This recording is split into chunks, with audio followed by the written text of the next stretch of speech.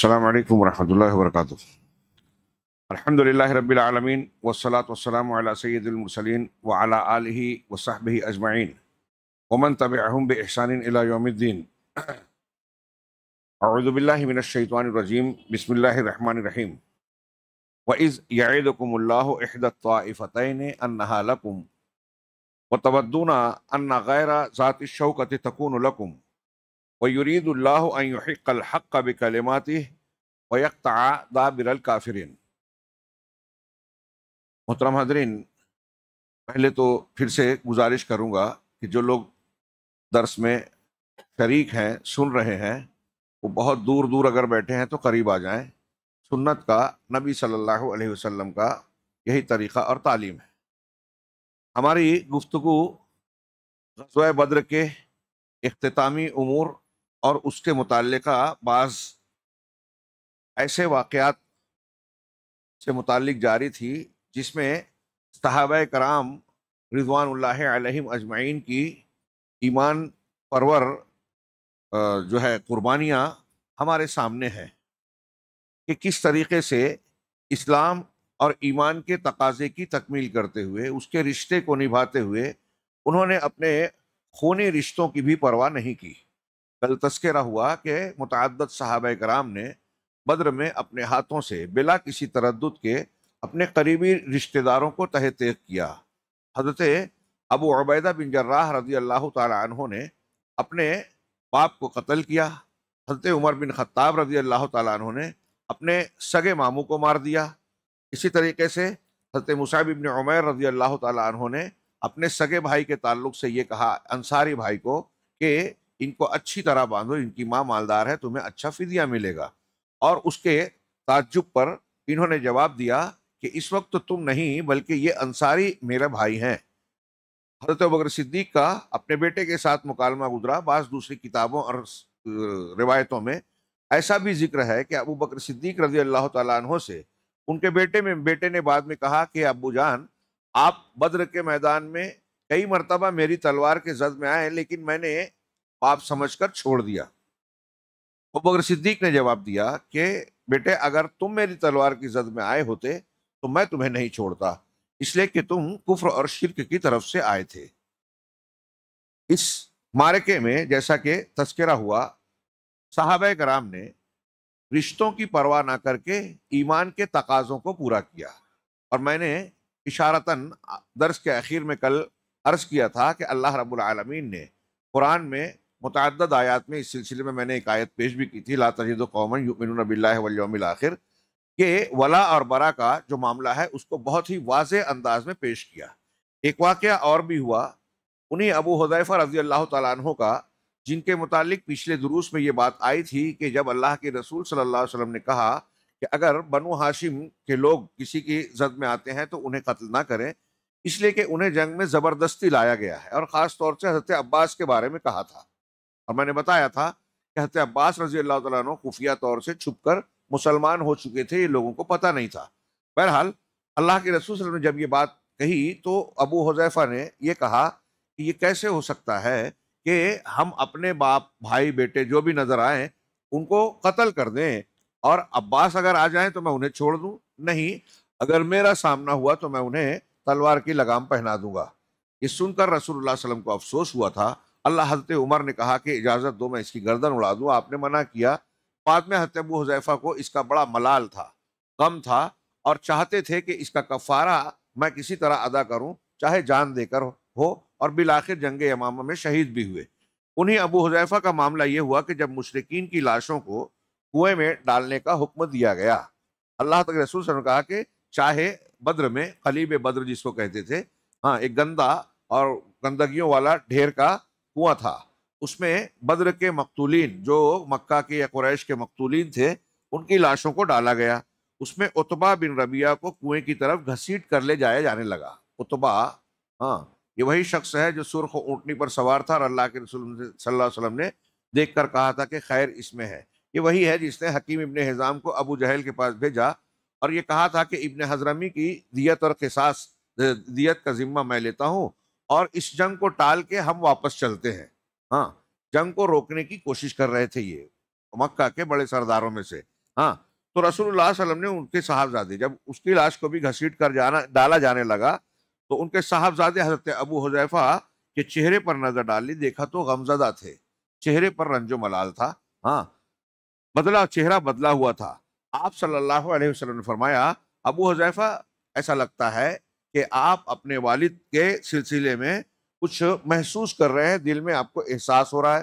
چنانچہ انہوں نے کہا، نہیں اللہ نہیں، واللہ یا رسول اللہ، میرے اندر اپنے باپ کے بارے میں اور ان کے قتل کے بارے میں ذرا بھی لرزش نہیں ہے، یعنی یہ نہیں سوچ رہا ہوں کہ یہ کام غلط ہوا، مسلمانوں نے غلط کیا یا ان کے قتل کا معاملہ غلط ہوا، مجھے اس سلسلے میں کوئی لرزش نہیں، البتہ میں اپنے باپ کے متعلق جانتا تھا کہ ان میں سوجھ بوجھ اور دور اندیشی ہے، سمجھداری ہے، اور دور اندیشی اور فضل کمال کی، اسی لیے میں آس لگائے بیٹھا تھا، ان کی سوجھ بوجھ کی وجہ سے مجھے امید تھی کہ یہ خوبیاں انہیں اسلام تک پہنچا دیں گی، یعنی وہ مسلمان ہو جائیں گے، ایسی میں امید رکھتا تھا، لیکن اب ان کا انجام دیکھ کر اور اپنی توقع کے خلاف کفر پر ان کا خاتمہ دیکھ کر مجھے بے حد افسوس ہے۔ اس پر رسول اللہ صلی اللہ علیہ وسلم نے حضرت ابو حذیفہ رضی اللہ تعالیٰ عنہ کو دعائے خیر فرمائی اور ان سے بھلی بات کہی۔ اندازہ لگا سکتے ہیں آپ یہ منظر کشی۔ اس کے بعد شیخ نے فریقین کے مقتولین کی بات کی۔ اس معرکے میں مشرکین کی شکست فاس اور مسلمانوں کی فتح مبین واضح طور سے نظر آتی ہے۔ میں نے اس سے پہلے ذکر کیا، خود سورہ الفرقان میں، سورۃ الانفال میں اللہ رب العالمین نے اس دن کو یوم الفرقان کہا۔ فرقان، فرق کرنے والا، حق اور باطل میں، صحیح اور غلط میں۔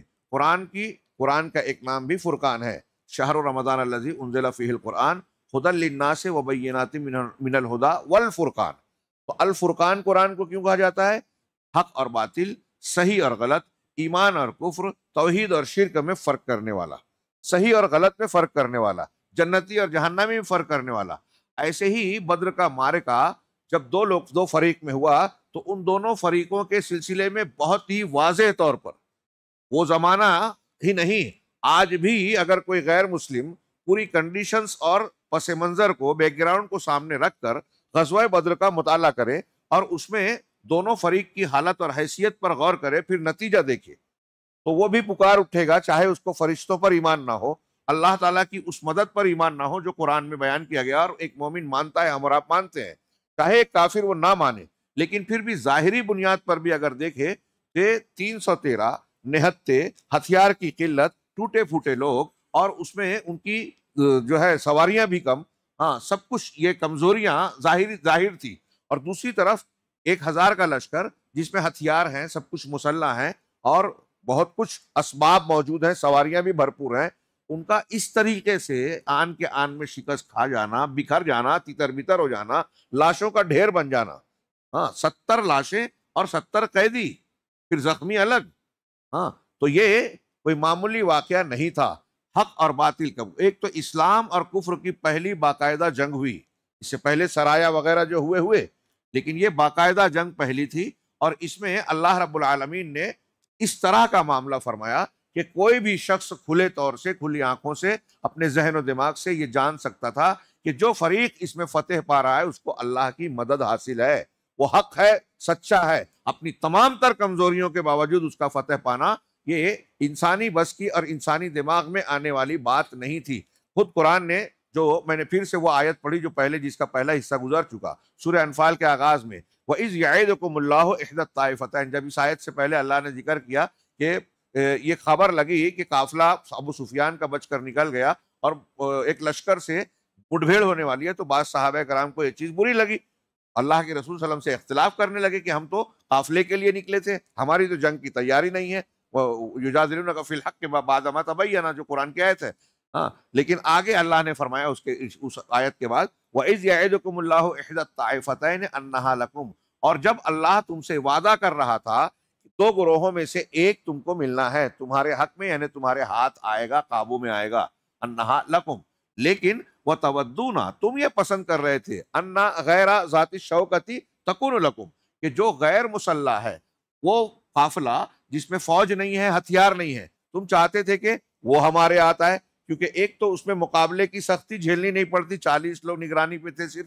اور دوسرے یہ کہ اس میں مال بہت تھا، تو تم یہ چاہتے تھے کہ وہ غیر ذاتی شوکہ، غیر مسلح جو طائفہ ہے وہ تمہارے ہاتھ میں آئے، ہاں ایسا تم چاہتے تھے، لیکن وَيُرِيدُ اللَّهُ أَن يُحِقَّ الْحَقَّ بِكَلِمَاتِهِ، لیکن اللہ یہ چاہتا تھا، ارادہ یرید ارادہ تھا، اللہ کی چاہت تھی، اللہ چاہتا تھا کہ حق کو غالب کر دے، ثابت کر دے، ان یحق الحق و بکلماتی، اپنے کلمات کے ذریعے سے حق کو ثابت کر دے، ویقطع دابر الکافرین، اور کافروں کی جڑ کو اکھاڑ پھینکے کاٹ دے۔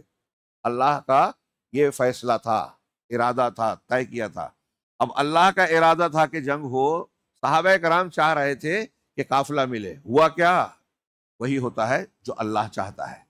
اس سے یہ بھی پتہ چلا کہ اولیاء اللہ کے چاہنے سے اللہ کی چاہت بدلتی نہیں ہے، اولیاء اللہ کے کہنے سے اللہ کی مشیت اور فیصلہ تبدیل نہیں ہوتا۔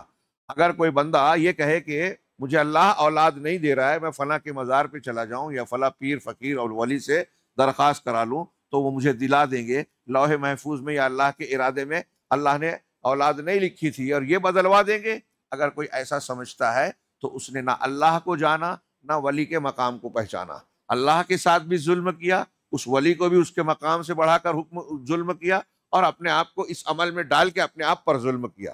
شرک ہر اعتبار سے ظلم ہوتا ہے۔ قرآن کو اگر پڑھیں تو اس طرح کی آیتیں جگہ جگہ ہمارے عقیدے کی اصلاح بھی کرتی ہیں، ہمارے ایمان کو مضبوط بناتی ہیں، بندگی کے لیے ہم کو ابھارتی ہیں۔ اللہ رب العالمین کی چاہت تھی کہ اب دیکھیے کہ غزوہ بدر کے بعد جو اللہ چاہتا تھا اور جو ہوا، ہاں نتیجے میں، اور رسول اللہ صلی اللہ علیہ وسلم نے جو فرمایا سیہزم الجمع ویولون الدبر، یہ بھی قرآن کی آیت ہے کہ عنقریب یہ جتھا، یہ فوج ہزیمت کا شکار ہوگی اور پیٹ پھیر کر بھاگے گی، اور ویسا ہی ہوا کہ اللہ کا وعدہ پورا ہوا۔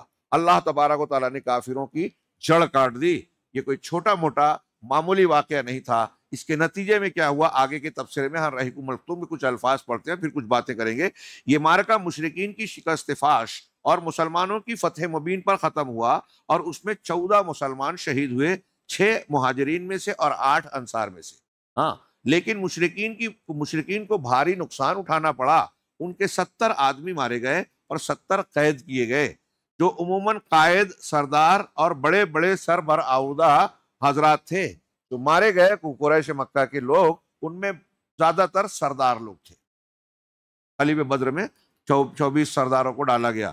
خاتمہ جنگ کے بعد رسول اللہ صلی اللہ علیہ وسلم نے مقتولین کے پاس کھڑے ہو کر فرمایا، تم لوگ اپنے نبی کے لیے کتنا برا کنبہ اور قبیلہ تھے۔ اللہ کے نبی صلی اللہ علیہ وسلم مکہ میں جب تھے، آپ کے ساتھ وہ کیا سلوک کر رہے تھے، حالانکہ آپ بھی نہ صرف یہ کہ ان کے رشتہ دار تھے، کئی اعتبار سے احترام کے لائق تھے، اور وہ لوگ کرتے بھی تھے پہلے احترام، لیکن جب آپ نے اعلان نبوت کیا، توحید کی دعوت دی، تو آپ کے ساتھ کیا کچھ نہیں کیا گیا۔ اہل مکہ جس طریقے سے آپ کو ستا سکتے تھے ستا رہے تھے، ہاں تو آپ نے کہا نبی کے لیے کتنا برا کنبہ اور قبیلہ تھے، تم نے مجھے جھٹلایا جبکہ اوروں نے میری تصدیق کی۔ آپ نے نہیں ایمان لایا، آپ لوگ ایمان نہیں لائے، گھر کے لوگ تھے، شہر کے لوگ تھے، اور دوسروں نے مجھے مانا۔ اس سے بڑھ کر اس کی کیا دلیل ہو سکتی ہے؟ ہمارے یہاں جو کہتے ہیں نا، گھر کی مرغی دال برابر۔ علامہ ابن حزم نے لکھا کہ جب میں نے یہ پڑھا کہ لوگ اہل علم اور فضل کے اپنے شہر کے جو قابل لوگ ہوتے ہیں، لوگ ان کی قدر نہیں کرتے، تو بات میری سمجھ میں نہیں آ رہی تھی، لیکن جب میں نے اللہ کے رسول اللہ کی سیرت پر غور کیا تو مجھے یہ بات فوراً سمجھ میں آ گئی کہ دنیا میں اللہ کے نبی صلی اللہ علیہ وسلم سے اچھا، بہتر، کامل، مکمل، جامع شخصیت تو کوئی ہے ہی نہیں۔ لیکن جب آپ نے نبوت کا اعلان، جن کو امین صادق خود مکہ والے کہتے تھے، لیکن جب آپ نے نبوت کا اعلان کیا تو آپ کے ساتھ کیا کچھ کیا گیا، مخالفتیں کیسی ہوئی، کیسے ستایا گیا۔ واقعی اگر اپنے درمیان کے لوگوں کو اہل علم و فضل کی قدر و قیمت کوئی پہچانتا تو سب سے زیادہ اہل مکہ کو جناب محمد رسول اللہ صلی اللہ علیہ وسلم کی پہچاننا چاہیے تھی، لیکن ستایا گیا۔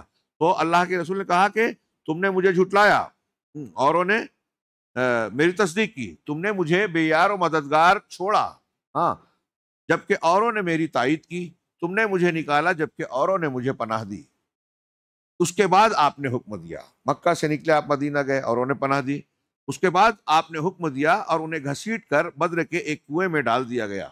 حضرت ابو طلحہ رضی اللہ تعالیٰ عنہ سے روایت ہے کہ نبی کریم صلی اللہ علیہ وسلم کے حکم سے بدر کے روز قریش کے 24 بڑے بڑے سرداروں کی لاشیں بدر کے ایک گندے خبیث کنویں میں پھینک دی گئیں۔ آپ کا دستور تھا کہ آپ جب کسی قوم پر فتح یاب ہوتے تو 3 دن میدان جنگ میں قیام فرماتے۔ یہ عرب کا بھی دستور تھا کہ فتح پانے والی فوج میدان جنگ میں فتح پانے کے بعد بھی 3 دن قیام کرتی تھی۔ یہ فتح کی تکمیل کا بھی ایک اعلان ہوتا تھا۔ اور آپ اس تناظر میں آگے ہم اگلے کچھ دروس میں غزوہ احد جب پڑھیں گے تو یہ دھیان رہے کہ وہاں مسلمانوں کو ابتدا میں فتح کا کہ آثار ہوئے، بعد میں نقشہ پلٹ گیا، لیکن ہم اس کو لوگ کہتے ہیں کہ ہار گئے، شکست کھا گئے، لیکن پوری شکست نہیں ہوئی، اس لیے کہ وہاں مسلمانوں کو بھی نقصان بھی ہوا ضرور، لیکن مکہ والے جنگ کے بعد وہاں ٹھہرے نہیں، وہ بھی نکل پڑے۔ ہاں، اور پھر اللہ کے رسول صلی اللہ علیہ وسلم نے بعد میں تعاقب بھی کیا، تو کہا 3 دن میدان جنگ میں قیام فرماتے۔ چنانچہ جب بدر میں تیسرا دن آیا، آپ قیام کرنے کے بعد اب جب نکلنے کا ارادہ ہو رہا ہے، تو تیسرا دن جب آیا تو آپ کے حسب الحکم آپ کی سواری پر کجاوا کسا گیا، تیار کی گئی سواری، اس کے بعد آپ پیدل چل پڑے اور پیچھے پیچھے صحابہ کرام بھی چلے، یہاں تک کہ آپ کنویں کی بار پر کھڑے ہو گئے۔ جس کنویں میں ان سرداروں کی لاشوں کو ڈالا گیا، اس کے دہانے پر کنارے پر آپ کھڑے ہو گئے، پھر انہیں ان کا اور ان کے باپ کا نام لے کر پکارنا شروع کیا، اے فلاں ابن فلاں، اے فلاں ابن فلاں، کیا تمہیں یہ بات پسند آتی ہے، خوش آتی ہے کہ تم نے اللہ اور اس کے رسول کی اطاعت کی ہوتی؟ اب تم سوچ رہے ہوگے کہ کاش ہم نے جیتے جی اللہ اور اس کے رسول کی بات مان لی ہوتی، کیونکہ ہم سے ہمارے رب نے جو وعدہ کیا تھا ہم نے اس کو سچا اور برحق پایا۔ کیا تم سے تمہارے رب نے جو وعدہ کیا تھا تم نے اسے پورا پایا، حق پایا، برحق پایا؟ جب آپ یہ فرما رہے تھے تو حضرت عمر رضی اللہ تعالیٰ عنہ آپ کے بغل میں موجود تھے، وہیں موجود تھے۔ حضرت عمر نے عرض کیا، یا رسول اللہ، آپ ایسے جسموں سے کیا باتیں کر رہے ہیں جن میں روح ہی نہیں ہے، یعنی جو مردے ہیں، مرے ہوئے ہیں، ان سے آپ خطاب کر رہے ہیں، وہ تو آپ کی بات سن نہیں رہے ہیں۔ تو نبی کریم صلی اللہ علیہ وسلم نے فرمایا، اس ذات کی قسم جس کے ہاتھ میں میری جان محمد کی جان ہے، میں جو کچھ کہہ رہا ہوں اسے تم ان لوگوں سے زیادہ نہیں سن رہے ہو، تم ان سے زیادہ نہیں سن رہے ہو، اور ایک روایت میں ہے کہ تم لوگ ان سے زیادہ سننے والے نہیں، لیکن اتنا فرق ہے کہ یہ لوگ جواب نہیں دے سکتے۔ یہ روایت جو ہے متفق علیہ ہے۔ اب یہاں بعض لوگ اس کو بھی دلیل میں پیش کر کے یہ کہتے ہیں کہ دیکھیے اللہ کے رسول صلی اللہ علیہ وسلم مشرکین مکہ سے خطاب کر رہے ہیں اور وہ سن رہے ہیں، اور آپ کہہ رہے ہیں کہ وہ سن رہے ہیں۔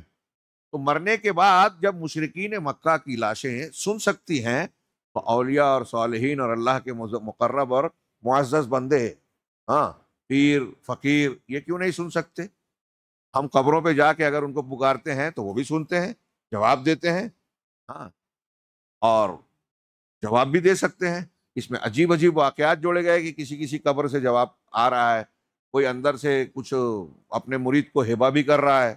ہاں، راستے میں ایک واقعہ بتایا کہ راستے میں گزر رہے تھے، ایک صاحب کے ساتھ ایک لونڈی کو دیکھا، بہت خوبصورت ہے، دل آ گیا، ہاں، لیکن کچھ بولا نہیں۔ اس کے بعد جب مزار پہ پہنچے تو اندر سے جب یہ بولے تو اندر سے آواز آئی کہ میں جانتا ہوں کہ تم کو وہ کنیز بہت پسند آئی۔ کہا اچھا کیسے پتا چلا؟ کہا میں جانتا ہوں، میں تم کو اس کو ہبہ کرتا ہوں۔ کہا اس امیر آدمی کی آپ ہبہ کر رہے ہو؟ کہا تھوڑا انتظار کرو۔ تھوڑی دیر بعد وہ آیا اور مزار کے نام اس کنیز کو چڑھایا اور ان کو ہبہ کر دیا پیر صاحب نے قبر کے اندر سے۔ ایسی بکواس اور بدعقیدگی مسلمانوں میں بیان کی جاتی ہے، سننے والے سنتے ہیں، ہاں، اور اس پر سر دھنتے ہیں۔ یہ میں نے ایک بات بتائی۔ اب ایک صاحب تو یہاں تک ایک عالم دین کے حوالے سے ہمارے یہاں بیان کیا گیا، ہاں، کسی نے ایک لمبا چوڑا واقعہ ہے، میں بیان کروں تو وقت زیادہ ہو جائے گا، ہمارا اثر رہ جائے گا۔ اس میں انہوں نے یہاں تک بیان کیا کہ امام حنیفہ رحمہ اللہ جب حضرت اللہ کے رسول صلی اللہ علیہ وسلم کے روضہ اطہر پر گئے، قبر مبارک پر، اور سلام کیا تو جواب آیا وعلیکم السلام، ہاں، اور پھر اس کے بعد انہوں نے ہاتھ نکال کر مصافحہ بھی کیا۔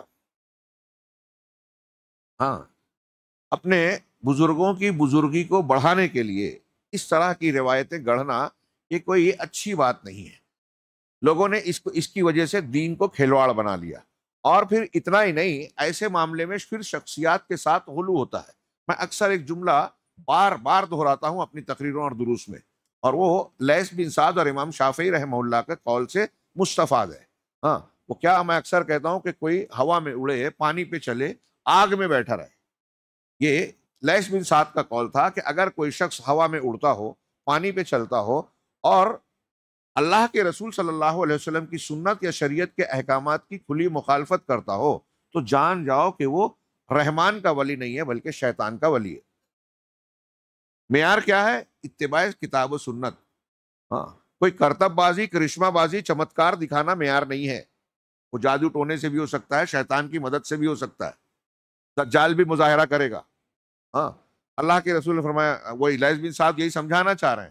امام شافعی سے کسی نے کہا کہ لیث یہ کہتے ہیں، ہاں وہ امام مالک کے ہم پلہ تھے، بہت بڑے امام تھے وہ بھی مصر کے، تو امام شافعی رحمہ اللہ نے کہا کہ لیث صاحب نے سچ کہا لیکن کم کہا۔ اس میں ایک جملہ اور بڑھایا امام شافعی کہ اگر کوئی ہوا میں اڑے، پانی پہ چلے، آگ میں بیٹھ کر کھیلے کودے، بات کرے، اور اس میں ایک جملہ میں بڑھاتا ہوں کہ کوئی ہوا میں اڑے، پانی پہ چلے، آگ میں کھیلے، یا کرامت کھیلے۔ جیسا کہ ہمارے ہاں لوگ تاثر دیتے ہیں، کرامت کسی کا نہیں، لیکن یہ تاثر دیتے کہ پیر صاحب جوش میں آ گئے تو پھر پہاڑ پھینک کے مار سکتے، گھور دیوے تو دریا اپنا راستہ بدل دے۔ ہاں، ایسا کوئی نہیں ہوتا۔ نبی کریم صلی اللہ علیہ وسلم ہو، انبیاء ہو، فرشتے ہو، کوئی ایسی طاقت نہیں رکھتا الا یہ کہ اللہ چاہے۔ معجزہ کرامت اگر ہوتی ہے، ہم ایمان رکھتے ہیں اللہ کی مشیت، فیصلے اور حکم سے ہوتی ہے، انسان کی طاقت نہیں ہے۔ حضرت عیسیٰ اگر کہتے تھے کم مردے کے لیے، تو ساتھ کہتے تھے بِإِذْنِ اللہ، اللہ کے حکم سے اٹھ۔ اللہ نے یہ دیا تھا تو ہوا۔ حضرت عیسیٰ علیہ السلام کی یہ طاقت نہیں تھی۔ یہ ایسا نقطہ اور پہلو ہے جو آپ کو، ہم کو ہمیشہ دماغ میں رکھنا چاہیے۔ اور ہندوستان پاکستان میں لوگ بزرگوں کے ایسے غلو والے واقعات کے، وہ ایسے تھے، وہ ویسے تھے، انہوں نے مسافہ کیا، عشاء کے وضو سے فجر پڑھی، 40 سال 80 سال پیدا ہونے کے بعد وضو کرنا ہی نہیں پڑا۔ اس طرح کی باتیں بیان کر کر کے جاہل لوگوں کے ذہن و دماغ میں یہ بسایا جاتا ہے کہ جب یہ اتنے پہنچے ہوئے تھے تو جو چاہے کر سکتے تھے۔ آپ ان سے اپنی مشکلات کو آسان بنانے کا سوال کر سکتے ہیں، فریاد طلب کر سکتے ہیں، ان سے مانگ سکتے ہیں۔ یہ اللہ رب العالمین پر نعوذ باللہ دباؤ ڈال کر یا مانگ کر یا ان سے گزارش کر کے آپ کو وہ چیز دلا سکتے ہیں جو اللہ آپ کو نہیں دے رہا ہے۔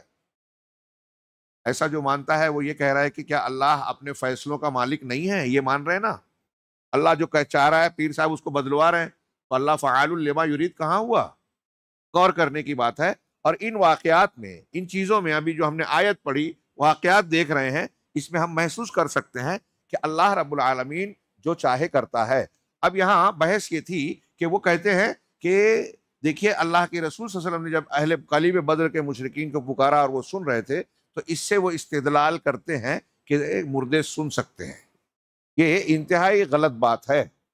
اللہ کے نبی صلی اللہ علیہ وسلم نے اس وقت کہا تھا کہ عمر فاروق اس وقت تم سے زیادہ میری یہ بات سن رہے ہیں، اس وقت۔ تو ہمارا یہ عقیدہ ہے اور قرآن و حدیث سے ثابت ہے، صحابہ کا اتفاق ہے کہ مردے سنتے نہیں ہیں۔ اور آپ غور کیجئے، حضرت عمر، اللہ کے رسول صلی اللہ علیہ وسلم جب ان سے خطاب کر کے بات کہہ رہے ہیں تو حضرت عمر فاروق نے سوال کیا۔ ان کا سوال کرنا ہی کیا بتا رہا ہے؟ ان کے سوال سے ہی ظاہر ہے نا کہ صحابہ یہ مانتے تھے، جانتے تھے کہ مردے سنتے نہیں ہیں۔ اور اللہ کے رسول صلی اللہ علیہ وسلم نے جب کہا تو آپ کہا کہ آپ بے روح اور مردے لوگوں سے کیسے بات کر رہے ہیں؟ تو آپ نے کہا کہ ابھی سن رہے ہیں وہ لوگ تم سے زیادہ۔ کیا مطلب ہوا اس کا؟ کہ یہ ایک اسپیشلٹی اور یعنی خاص معاملہ ہے۔ اللہ تعالیٰ اس وقت تو میری باتیں ان کو سنا رہا ہے، اللہ چاہے تو سنا سکتا ہے۔ اللہ تعالیٰ نے قرآن میں کہا اِنَّكَ لَا تُسْمِعُ الْمَوْتَى، آپ مردوں کو سنا نہیں سکتے۔ رسول اللہ صلی اللہ علیہ وسلم سے ہی قرآن مجید میں فرمایا وَمَا أَنْتَ بِمُسْمِعٍ مَنْ فِي الْقُبُورِ، قرآن کی آیت ہے یہ بھی، کہ اور آپ اس شخص کو سنانے والے نہیں ہیں، سنا نہیں سکتے جو کہ قبروں میں ہیں۔ تو رسول اللہ کا یہ فرمان بالکل کلیئر ہے، اس پر ایمان نہیں ہے کیا؟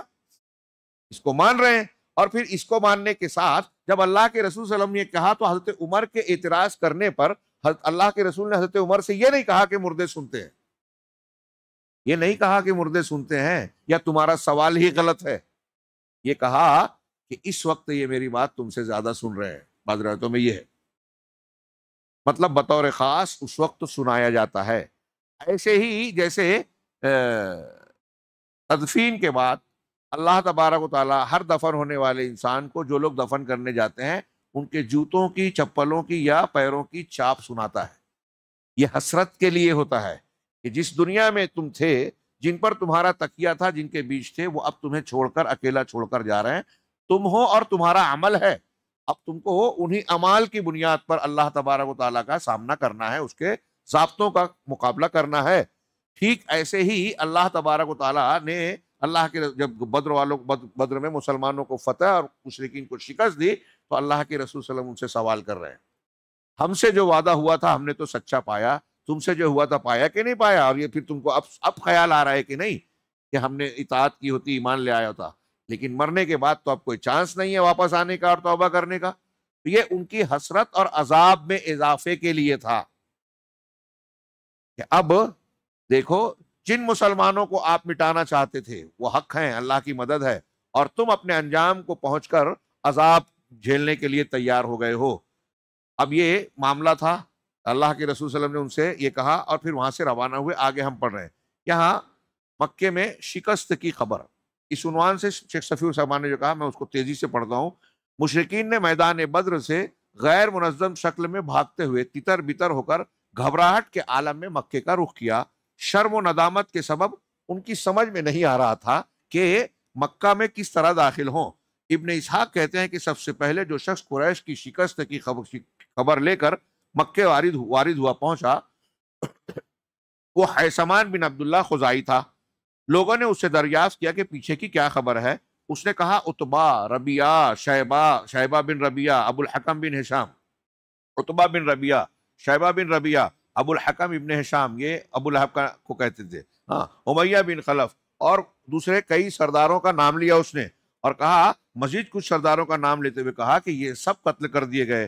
جب اس نے مقتولین کی فہرست میں اشراف قریش کو گنانا شروع کیا تو صفوان بن امیہ جو کعبہ کے پاس جو حتیم ہے کھلا ہوا حصہ، اس کی دیوار سے ٹیک لگا کر بیٹھا تھا اور دور سے اس کی بات کو سن رہا تھا، تو کہا اللہ کی قسم اگر یہ ہوش میں ہے تو اس سے میرے متعلق پوچھو کہ میں کہاں ہوں۔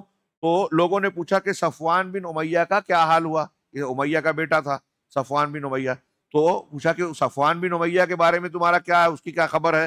تو اس نے کہا وہ تو دیکھو حتیم میں بیٹھا ہوا ہے، بخدا اس کے باپ کو اور اس کے بھائی کو قتل ہوتے ہوئے میں نے خود دیکھا ہے، اس کو پہچانا بھی، اور اس کے باپ اور بیٹے بھائی کی جو حضرت امیہ کا جو واقعہ ہوا عبد الرحمن بن عوف بتانا چاہتے تھے، حضرت بلال نے مسلمانوں کے ساتھ مل کر اسے مار دیا، تو ان کا ذکر کیا کہ اس کے باپ کو اور بیٹے کو قتل ہوتے ہوئے میں نے خود دیکھا۔ رسول اللہ صلی اللہ علیہ وسلم تو یہ تب ان کو لگا کہ ہاں یہ ہوش میں ہے اور صحیح بات کہہ رہا ہے۔ اس کے بعد رسول اللہ صلی اللہ علیہ وسلم کے مولا آپ کے آزاد کردہ غلام ابو رافع کا بیان ہے کہ میں ان دنوں حضرت عباس کا غلام تھا۔ ابو رافع ہمارے گھر میں اسلام داخل ہو چکا تھا، حضرت عباس مسلمان ہو چکے تھے، ام الفضل مسلمان ہو چکی تھی، حضرت عباس کی بیوی ام الفضل، ہاں، میں بھی مسلمان ہو چکا تھا، یہ چھپے ہوئے تھے، اور ام الفضل عورتوں میں جا کے گھر گھر جا کے عورتوں میں تبلیغ کرتی تھی۔ ام الفضل رضی اللہ تعالیٰ عنہ کے ذریعے کئی عورتیں مسلمان ہوئی گھر گھر میں، ہاں۔ البتہ حضرت عباس نے اپنا اسلام چھپا رکھا تھا۔ ادھر ابو لہب جنگ بدر میں حاضر نہیں ہوا تھا، سارے سرداران قریش گئے تھے، اس نے اپنے ایک مقروض کو اپنی جگہ بھیجا تھا، ہاں۔ جب اسے خبر ملی تو اللہ نے اس پر ذلت و رسوائی طاری کر دی، اور ہمیں اپنے اندر قوت و عزت محسوس ہوئی۔ ابو رافع کہتے ہیں کہ وہ تو ذلیل ہوا، بے عزت ہوا، اور سارے مکہ کے لوگوں کی کیفیت ایسی تھی، اور مکہ میں جو کمزور مسلمان تھے ابو رافع انہی میں تھے۔ تو کہا مجھے قوت معلوم ہوئی، میں کمزور آدمی تھا، تیر بنایا کرتا تھا، اور زمزم کے حجرے میں بیٹھا تیر کے دستے چھیلتا رہتا تھا، واللہ اس وقت میں حجرے میں بیٹھا اپنے تیر چھیل رہا تھا، میرے پاس ام الفضل بیٹھی ہوئی تھی، اور جو خبر آئی تھی اس سے ہم شاداں و فرحاں تھے، بہت خوش تھے بدر کی خبر سن کر، کہ اتنے میں ابو لہب اپنے دونوں پاؤں بری طرح گھسیٹتا ہوا آ پہنچا اور حجرے کے کنارے پر بیٹھ گیا، اس کی پیٹھ میری طرف تھی، ابھی وہ بیٹھا ہی ہوا تھا کہ اچانک شور ہوا کہ یہ ابو سفیان بن حارث بن عبد المطلب آ گیا۔ ابو لہب نے اس سے کہا میرے پاس آؤ، میری عمر کی قسم تمہارے پاس خبر ہے۔ وہ ابو لہب کے پاس بیٹھ گیا، لوگ کھڑے تھے، ابو لہب نے کہا بھتیجے بتاؤ لوگوں کا کیا حال رہا؟ اس نے کہا کچھ نہیں، بس لوگوں سے ہماری مٹ بھیڑ ہوئی اور ہم نے اپنے کندھے ان کے حوالے کر دیے، مطلب اپنے کندھے، اپنی مضبوطی، طاقت ان کے حوالے کر دیے، شکست کی طرف۔ ان کے بولنے کا ایک انداز اور محاورے والا، اشارے والی بات تھی۔ وہ ہمیں جیسے چاہتے تھے قتل کرتے تھے اور جیسے چاہتے تھے قید کرتے تھے، اور خدا کی قسم میں اس کے باوجود لوگوں کو ملامت نہیں کر سکتا۔ در حقیقت ہماری مٹبھیڑ کچھ ایسے گورے چٹے لوگوں سے ہوئی تھی جو آسمان و زمین کے درمیان چھتکبرے گھوڑوں پر سوار تھے، یعنی فرشتوں کا تذکرہ کر رہے ہیں۔ اللہ کی قسم نہ وہ کسی چیز کو چھوڑتے تھے اور نہ کوئی چیز ان کے مقابل ٹک پاتی تھی۔ ابو رافع کہتے ہیں کہ میں نے اپنے ہاتھ سے خیمہ کا کنارہ اٹھایا، پھر کہا وہ اللہ کی قسم فرشتے تھے۔ ہاں، وہ اللہ کی قسم فرشتے تھے۔ یہ سن کر ابو لہب نے اپنا ہاتھ اٹھایا اور میرے چہرے پر زوردار تھپڑ رسید کر دیا۔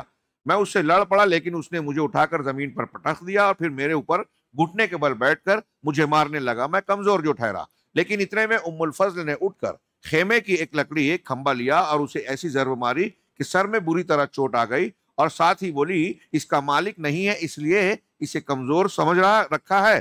ابو لہب رسوا ہو کر اٹھا اور چلا گیا۔ ابو لہب کا یہ معاملہ ابو لہب کا اگلا حصہ بیان کرنے کے لیے اہم ہے۔ اس کے بعد اللہ کی قسم صرف 7 راتیں گزری تھی کہ اللہ نے اسے عدسہ میں مبتلا کر دیا۔ عدسہ ایک بیماری ہے، یہ طاعون کی طرح ایک بیماری ہوتی ہے، اس میں بدن پر گٹھلیاں نکلتی ہیں۔ ابو لہب کو یہ بھی ہو گیا، یہاں ظلم کیا، بدر میں اس کے ساتھی کیفر کردار اور اپنے انجام کو پہنچ چکے تھے، اور اس کا معاملہ تو ایک نشانی تھی، اللہ کی پیشین گوئی تھی قرآن میں۔ اس کی جیتے جی کئی سال پہلے، اس کی موت سے کئی سال پہلے قرآن میں اتر چکا تھا، تبت یدا ابی لہب وتب ما اغنی عنہ مالہ وما کسب۔ اگر یہ ایمان لے آتا، سدھر جاتا، تو قرآن غلط ہو جاتا، لیکن قرآن اللہ کا کلام ہے۔ اس کی حقانیت کی یہ دلیل ہے کہ جو اللہ نے کئی سال پہلے کہا کہ ابو لہب تباہ و برباد اور ہلاک ہوا، وہ کئی سال بعد بھی اس کو ایمان کی توفیق نہیں ملی، اور بالآخر اسے عدسہ کی بیماری ہوئی۔ ابو رافع کہتے ہیں کہ عدسہ یعنی طاعون کی ایک قسم ہے ہوئی اور اس کا خاتمہ کر دیا۔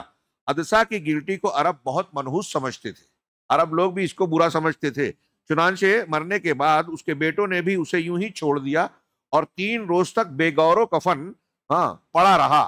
یعنی مرنے کے بعد اس کی لاش کی یہ حالت تھی کہ سگے بیٹے بھی اس کے قریب جانا پسند نہیں کر رہے تھے، اور ایسے ہی پڑی رہی لاش، اس کے قریب نہ جانا، کوئی نہیں جاتا تھا اور نہ اس کی تدفین کی کوشش کرتا تھا۔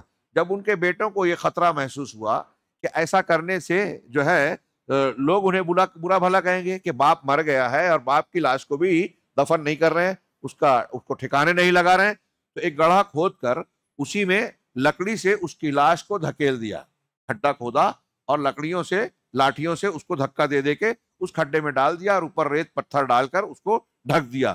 غرض اس طرح مکے کو میدان بدر کی شکست فاش کی خبر ملی، اور ان کی طبیعت پر اس کا نہایت برا اثر پڑا، حتیٰ کہ انہوں نے مقتولین پر نوحہ کی ممانعت کر دی کہ اس سے مسلمانوں کو خوش ہونے کا موقع نہ ملے۔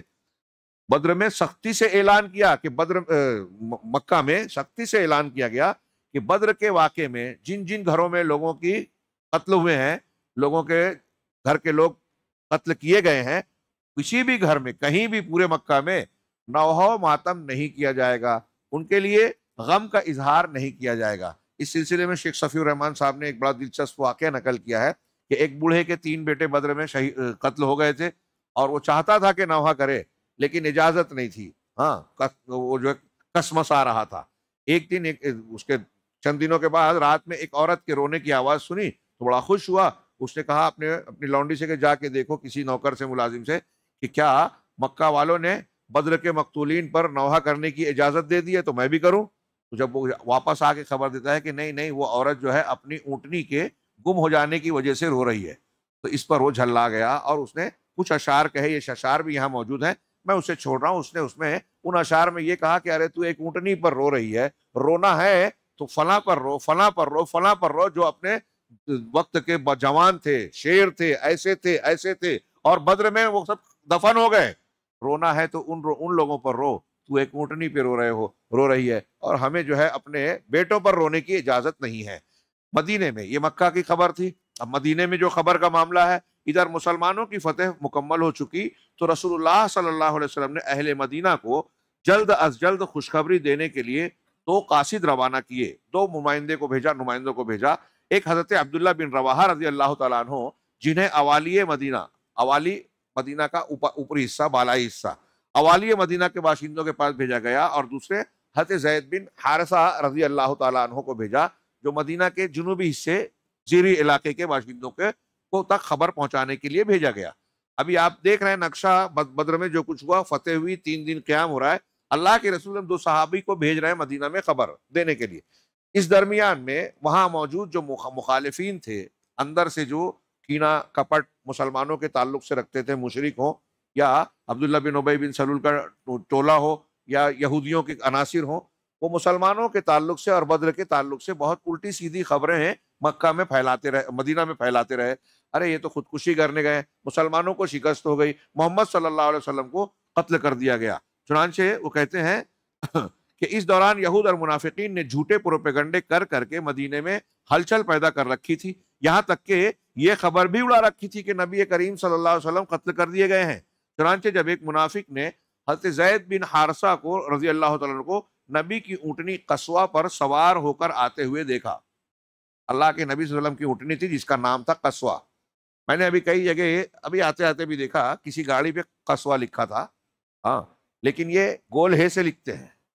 اللہ کے رسول صلی اللہ علیہ وسلم کی اونٹنی کا جو قصوہ نام تھا نا، وہ ہے سے نہیں ہے، واو کے بعد گول ہے نہیں ہے، بلکہ الف ممدودہ والا، اسماء جیسے رہتا ہے نا، اولائکا میں جو الف مد کے ساتھ ہے، تو ویسے قصوہ حمراء مد کے ساتھ اور آخری میں حمزہ، وہ ہے قصوہ۔ اللہ کے رسول صلی اللہ علیہ وسلم کی اونٹنی کا نام تھا۔ اس اونٹنی پر حضرت زید بن حارثہ رضی اللہ تعالیٰ عنہ سوار ہو کر خبر پہنچانے آئے۔ دور سے منافق نے دیکھا تو بول پڑا، واقعی محمد صلی اللہ علیہ وسلم قتل کر دیے گئے، دیکھو یہ تو انہی کی اونٹنی ہے نا، ہم اسے پہچانتے ہیں، اور یہ اس اونٹنی پر محمد صلی اللہ علیہ وسلم نہیں بلکہ زید بن حارثہ سوار ہیں۔ ہاں، شکست کھا کر بھاگا ہے اور اس قدر مروب ہے کہ اس کی سمجھ میں نہیں آتا کہ کیا کہے۔ بہرحال جب دونوں قاصد پہنچے تو مسلمانوں نے انہیں گھیر لیا، جہاں جو پہنچا وہاں کے مسلمانوں نے انہیں گھیر لیا، تفصیلات سننے لگے، حتیٰ کہ انہیں یقین آ گیا کہ مسلمان فتح یاب ہو گئے۔ اس کے بعد ہر طرف مسرت و شادمانی کی لہر دوڑ گئی اور مدینے کے در و بام تحلیل و تکبیر کے نعروں سے گونج اٹھے۔ وہاں اللہ کا شکر ادا ہوتا تھا، حمد بیان ہوتی تھی کسی کامیابی پر، اور جو سربراہوردہ مسلمان مدینے میں رہ گئے تھے وہ رسول اللہ صلی اللہ علیہ وسلم کے فتح مبین کی مبارکباد دینے کے لیے بدر کے راستے پر نکل گئے۔ قافلے کی خبر سمجھ کر بہت سے صحابہ جو پیچھے رہ گئے تھے، انہیں جب یہ اطلاع ملی تو پھر اب یہ آگے بڑھ کر مبارکباد دینے کے لیے نکلے۔ ہاں، حضرت اسامہ بن زید رضی اللہ تعالیٰ عنہ کا بیان ہے کہ ہمارے پاس اس وقت خبر پہنچی جب رسول اللہ صلی اللہ علیہ وسلم کی صاحبزادی، آپ کی بیٹی، جب آپ بدر کے لیے نکل رہے تھے تو آپ کی بیٹی بیمار تھی، اور حضرت عثمان غنی ان کے شوہر تھے، ان کو وہ تیمارداری دیکھ بھال کے لیے اللہ کے رسول نے کہا کہ عثمان تم گھر ہی پر رہو اور دیکھ بھال کرو اپنی بیوی کی۔ بہرحال رقیہ کو جو حضرت عثمان رضی اللہ تعالیٰ عنہ کے عقد میں تھی، دفن کر کے قبر پر مٹی برابر کر چکے تھے۔ حضرت اسامہ کہہ رہے ہیں کہ ان کی تدفین، اللہ کے رسول دیکھیے بدر میں ہے، بیٹی کا انتقال بھی ہو گیا، کیا یہ بھی قربانی نہیں ہے؟ اور پھر ان کی تدفین کا عمل ہوا، انتظار نہیں کیا گیا ہمارے ہاں جو 1 دن 2 دن 3 دن لاش رک کے انتظار کرتے رہتے، ہاں کہ آ جائیں اللہ کے رسول پھر دیکھا جائے گا، نہیں، تدفین ہو گئی۔ ابھی تدفین کر کے فارغ ہوئے تھے، حضرت اسامہ کہتے ہیں کہ ہمیں خبر ملی بدر سے متعلق۔ ہاں، ان کی تیمارداری کے لیے حضرت عثمان غنی رضی اللہ تعالیٰ عنہ کے ساتھ مجھے بھی رسول اللہ صلی اللہ علیہ وسلم نے مدینے ہی میں چھوڑ دیا تھا، یعنی بدر میں ان دونوں کے شریک نہ ہونے کی یہ وجہ بالکل واضح ہے۔ آخری آج کے درس کی بات ہم یہ پڑھ لیتے ہیں کہ مال غنیمت کا معاملہ اور مسلمانوں کا مدینہ پہنچنا۔ رسول اللہ صلی اللہ علیہ وسلم نے معرکہ ختم ہونے کے بعد 3 دن بدر میں قیام فرمایا، اور ابھی آپ نے میدان جنگ سے کوچ نہیں فرمایا تھا کہ مال غنیمت کے بارے میں لشکر کے اندر اختلاف پڑ گیا۔ دیکھیے صحابہ بھی انسان تھے، ان کے یہاں بھی بشری معاملات پیش آتے تھے، تو وہاں بھی اور جو حالات تھے آپ اور ہم پڑھ چکے ہیں۔ ایسے میں ایک دنیاوی اعتبار سے بھی جب فتح ملی ہے تو ایک انسان کے دل میں فطری طور سے یہ خواہش ہوگی کہ بھائی ہمارا کچھ معاملہ مضبوط ہو جائے مال غنیمت کے ذریعے۔ اور جب یہ اختلاف شدت اختیار کر گیا تو رسول اللہ صلی اللہ علیہ وسلم نے حکم دیا کہ جس کے پاس جو کچھ ہے وہ آپ کے حوالے کر دے، یعنی رسول اللہ صلی اللہ علیہ وسلم کے۔ صحابہ کرام نے اس حکم کی تعمیل کی، اور اس کے بعد اللہ نے وحی کے ذریعے سے اس مسئلے کا حل نازل فرمایا۔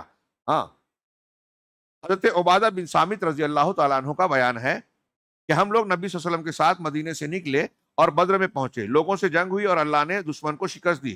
پھر ایک گروہ ان کے تعاقب میں لگ گیا جنگ کے میدان میں۔ میں اپنے الفاظ میں شارٹ کر کے بیان کروں کہ جب جنگ کا نقشہ پلٹا، مسلمان غالب آ گئے، تو جو مشرکین بھاگ رہے تھے، مسلمانوں کا ایک گروہ ان کے پیچھے گیا۔ کچھ مسلمان مکہ والوں کے مدینے ان کے قافلے میں، جنگ کے میدان میں جو کچھ انہوں نے مال اسباب، خیمے وغیرہ، ہتھیار چھوڑے تھے، جو مقتولین تھے ان کے سامان تھے، کچھ مسلمان اسے سمیٹ رہے تھے۔ کچھ مسلمان وہ تھے جو اللہ کے نبی صلی اللہ علیہ وسلم کی نگرانی پر مقرر تھے، وہ آپ کے چھپر کے ارد گرد تھے کہ کوئی آپ کو اذیت اور نقصان نہ پہنچا دے، تو وہ ڈٹے رہے، وہ کہیں ہلے نہیں، تاکہ اللہ کے رسول صلی اللہ علیہ وسلم کی حفاظت کر سکیں۔ اب جب مال غنیمت جمع ہوا تو جن لوگوں نے اکٹھا کیا تھا انہوں نے کہا کہ ہم نے سمیٹا ہے اس لیے ہمارا۔ جو لوگ تعاقب میں گئے تھے انہوں نے کہا کہ چونکہ ہم نے جو ہے دشمن کو اس سے دور کیا، بھگایا، تبھی تو آپ کو ہاتھ لگ سکا، اس لیے اس پہ ہمارا حق بنے گا۔ پھر ایسے ہی جنہوں نے اللہ کے رسول صلی اللہ علیہ وسلم کی حفاظت پر اپنی ذمہ داری نبھائی تھی، انہوں نے کہا کہ ہم لوگ سب سے اہم کام کر رہے تھے اور اللہ کے نبی صلی اللہ علیہ وسلم کی نگرانی پر مامور تھے، اس لیے یہ ہمارا حق ہے۔ اس اختلاف نے تھوڑی شدت اختیار کی۔ اللہ کے نبی صلی اللہ علیہ وسلم نے سب کو حکم دیا کہ جس کے پاس جو کچھ ہے وہ سب اللہ کے رسول صلی اللہ علیہ وسلم کے پاس جمع کر دے، اس میں کسی اور کا کوئی حصہ نہیں ہے۔ دشمن کا کیا کہہ رہے ہیں وہ اسی تناظر میں جب آپ نے جمع کر لیا تو اللہ تبارک و تعالیٰ نے سورہ انفال کی یہ ابتدائی آیتیں نازل کی، یسألونک عن الانفال قل الانفال للہ والرسول فاتقوا اللہ واصلحوا ذات بینکم واطیعوا اللہ ورسولہ ان کنتم مؤمنین۔ کہ لوگ آپ سے مال غنیمت، انفال نفل کی جمع زائد، لوگ آپ سے مال غنیمت کے متعلق پوچھتے ہیں، کہہ دو غنیمت اللہ اور اس کے رسول کے لیے ہے۔ ایک بات یہ بھی آپ کو یاد دلا دوں کہ اسلام سے پہلے رسول اللہ صلی اللہ علیہ وسلم یا امت محمدیہ سے پہلے دوسرے نبیوں کی امتوں میں، شریعتوں میں مال غنیمت حرام تھا۔ مال غنیمت کو مسلمان جو دشمن سے حاصل کیا ہوا مال ہے اس کو استعمال نہیں کر سکتے تھے، اس کو آسمان سے جب ایک جگہ رکھ دیا جاتا، آسمان سے ایک آگ آ کر جلا دیتی تھی، روایتوں میں ہے۔ یہ مسلمانوں پر حلال کیا گیا، اور یہ پہلا بدر کا موقع ہے کہ اب مال غنیمت سے متعلق یہ ابتدائی آیت ہے، اور سورہ انفال میں آگے چل کے اس کی تھوڑی قدر تفصیل بیان کی گئی ہے کہ مال غنیمت کو کس طریقے سے تقسیم کرنا چاہیے۔ تو یہ مال غنیمت اللہ اور اس کے رسول کے لیے ہے، پس اللہ سے ڈرو اور اپنے باہمی تعلقات کی اصلاح کرو، فاتقوا اللہ، اللہ سے ڈرو، تقوی اختیار کرو، اور وَأَصْلِحُوا ذَاتَ بَيْنِكُمْ، اور اپنے آپسی تعلقات اور معاملات کی اصلاح کر لو۔ یہ اصلاح ذات البین بہت بڑا کام ہے، بہت اہم ہے، بلکہ سنن کی حدیث میں ہے کہ کیا اللہ کے رسول نے صحابہ سے پوچھا کہ کیا میں تم کو ایسے عمل کی بات نہ بتاؤں جو نماز، روزہ، اللہ کے راستے میں خرچ کرنے، امر بالمعروف نہی عن المنکر سے بھی زیادہ اہم ہے؟ نفلی نماز روزے کی بات ہے، فرض نہیں۔ تو لوگوں نے کہا ہاں، تو کہا اصلاح ذات البین، لوگوں کے درمیان لوگوں کے معاملات کی اصلاح کرنا۔ کیوں؟ اس لیے کہ لوگوں کے درمیان معاملات کو بگاڑنا، فساد پھیلانا، یہ حالقہ ہے، موڑ دینے والا ہے۔ میں یہ نہیں کہتا، اللہ کے رسول نے فرمایا کہ میں نے یہ نہیں کہتا کہ سر کے بال موڑتا ہے، بلکہ یہ دین کو موڑ دیتا ہے۔ اور آج مسلمانوں میں بہت سارے لوگ غیبت، چغلی، لگائی بجھائی اور مختلف ذریعوں سے آپس میں اختلاف پھیلاتے ہیں، جھگڑا لگاتے ہیں، جبکہ ہمارے مذہب کی، دین کی تعلیم یہ ہے کہ ملانے کے لیے آپ جھوٹ بولیں تو یہ اللہ کے نزدیک اچھا ہے۔ تو اگر تم اپنے باہمی تعلقات کی اصلاح کر لو اور اللہ اور اس کے رسول کی اطاعت کرو، اگر واقعی تم مسلمان ہو۔ اس کے بعد رسول اللہ صلی اللہ علیہ وسلم نے یہ آیت نازل ہوئی، اللہ نے طریقہ بتایا، تو آپ نے مال غنیمت مسلمانوں کے درمیان کو تقسیم فرما دیا۔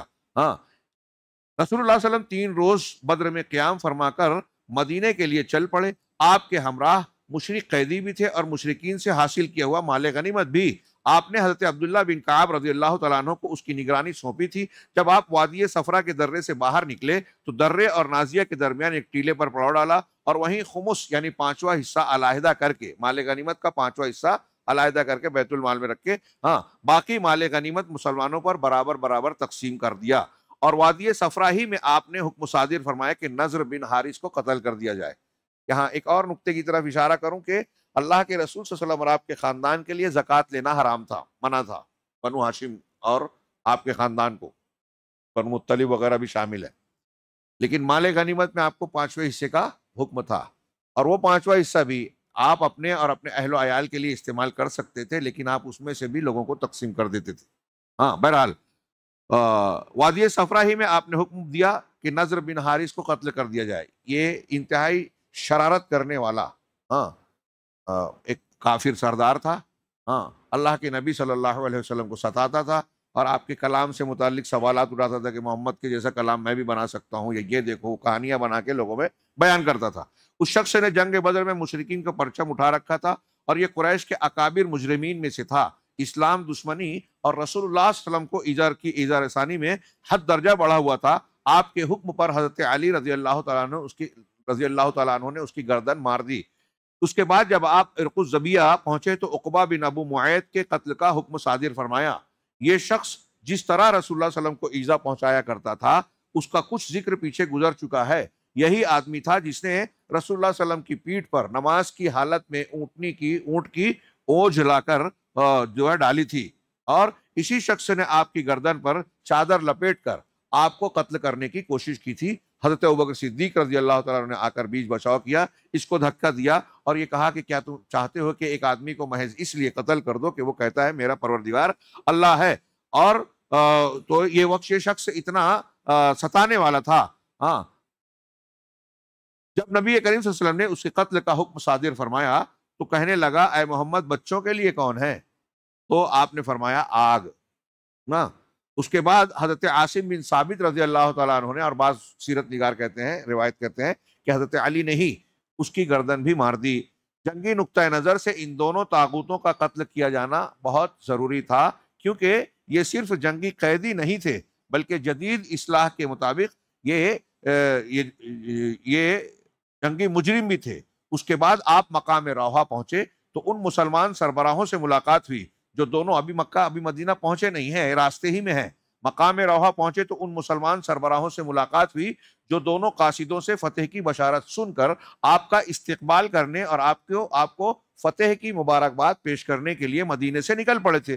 جب انہوں نے مبارکباد پیش کی تو حضرت سلمہ بن سلامہ رضی اللہ تعالیٰ عنہ نے کہا کہ آپ لوگ ہمیں کاہے کی مبارکباد دے رہے ہیں؟ ہمارا ٹکراؤ تو خدا کی قسم گنجے سر کے بوڑھوں سے ہوا تھا. مکہ والوں کے بارے میں کہا جو اونٹ جیسے تھے. اس پر رسول اللہ صلی اللہ علیہ وسلم نے مسکرا کر فرمایا بھتیجے یہی لوگ سربر آوردگان قوم تھے، بڑے بڑے سردار مانے جاتے تھے. اس کے بعد حضرت اسید بن حضیر رضی اللہ تعالیٰ عنہ، یہ انصار کے مشہور صحابی ہیں، ان کی فضیلتیں ہیں. یہ حضرت مصعب بن عمیر کے ساتھ دعوت کا کام مدینہ میں کرنے میں بہت آگے رہتے تھے، لیکن اس جنگ میں پیچھے رہ گئے. تو آپ نے کہا کہ یا رسول اللہ، اللہ کی حمد ہے، ساری تعریف اللہ کے لیے ہے، اس نے آپ کو کامیابی سے ہمکنار کیا اور آپ کی آنکھوں کو ٹھنڈک پہنچائی. بخدا میں یہ سمجھتے ہوئے بدر میں پیچھے نہ رہا تھا کہ آپ کا ٹکراؤ دشمن سے ہوگا. میں جو پیچھے رہا تو مجھے اس کی امید نہیں تھی. میں تو سمجھ رہا تھا کہ بس قافلے کا معاملہ ہے، اور اگر میں یہ سمجھتا کہ دشمن سے سابقہ پڑے گا تو میں پیچھے نہیں رہتا. رسول اللہ صلی اللہ علیہ وسلم نے فرمایا کہ تم سچ کہہ رہے ہو. یعنی ان کی بات سچی تھی، سچے مسلمان تھے.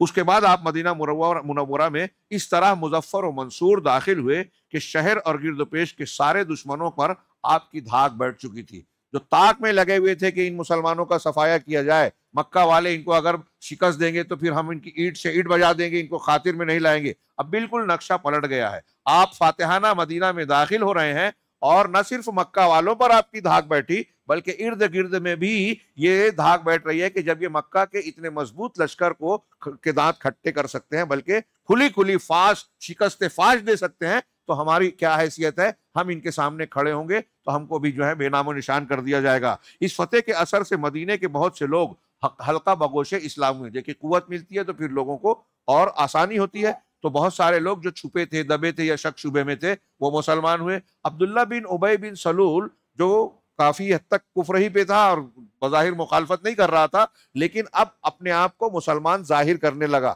اسلام لے آیا. وہ اور اس کے وہ رفقا جو بعد میں منافق بنے، یعنی اوپر سے تو اسلام لیا ہے، قبول کر لیا، لیکن اندر سے کفر تھا. آپ کے مدینہ تشریف آوری کے ایک دن بعد قیدیوں کی آمد ہوئی. آپ نے انہیں صحابہ کرام پر تقسیم فرما دیا اور ان کے ساتھ حسن سلوک کی وصیت فرمائی. قیدی صحابہ کرام کے ہیں، 70 لوگ مارے گئے تھے. مکہ کے، اور 70 قیدی تھے، اندازہ لگائیے۔ اللہ کے رسول صلی اللہ علیہ وسلم نے ان قیدیوں کے ساتھ حسن سلوک کا حکم دیا۔ آج بھی دنیا میں بہت مہذب دنیا ہے، جیلوں میں قیدیوں کے ساتھ ویسا سلوک نہیں ہوتا جیسا صحابہ کرام نے اور اسلامی تعلیم نے ان کے ساتھ کرنے کا حکم دیا ہے۔ اس وصیت کا نتیجہ یہ تھا کہ صحابہ کرام خود کھجور کھاتے تھے اور لیکن ان قیدیوں کو روٹی پیش کرتے تھے۔ یہ بھی دھیان رہے کہ مدینہ میں کھجور کی حیثیت نہیں تھی، روٹی کی بڑی قیمت تھی۔ اور جب اللہ کے رسول نے کہا کہ ان کا اچھا سلوک کرنا، ان کے ساتھ اچھا سلوک کرنا، تو وہ خود کھجور کھا رہے ہیں اور اچھی چیز جس کو سمجھ رہے ہیں وہ قیدیوں کو دے رہے ہیں۔ ان قیدیوں کے ساتھ حسن سلوک اور پھر قیدیوں کے ساتھ کیا معاملہ کیا جائے، یہ انشاءاللہ ہم کل کے درس میں جو غزوہ بدر سے متعلق آخری بحث ہوگی، اور پھر اس پہ قرآن کا جو تبصرہ ہے سورہ انفال پہ، اسے شیخ نے جو پیش کیا ہے، کچھ باتیں میں عرض کرنا چاہوں گا۔